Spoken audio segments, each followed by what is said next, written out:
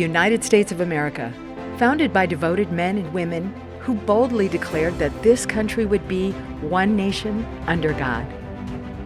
They crossed oceans, built homes and churches, and proudly worshiped God together in the cluster of colonies we recognize as New England.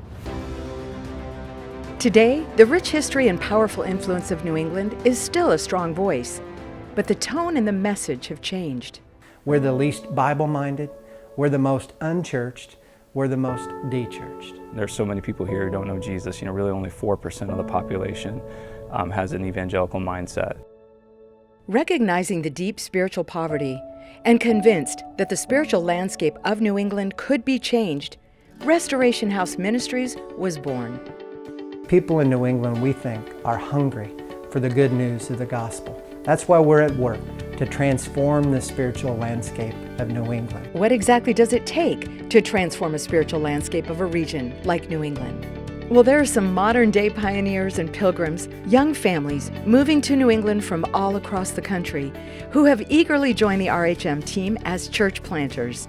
Real, effective, powerful, life-saving, eternity-changing, kingdom-building ministry is happening in New England. This is like the darkest region of the entire country, but it's the most influential region of the entire country. What if we could wake it up with the gospel? Restoration House Ministries is not only committed to planting churches, but also to providing a structure of support. So many people have gone out to plant churches as the Lone Ranger, and most church plants like that fail because they don't have that support structure. One thing that Restoration House has done that seems to far exceed the other church planting efforts, not only in Rhode Island, but in the region of New England, is the financial and leadership support that they provide from day one.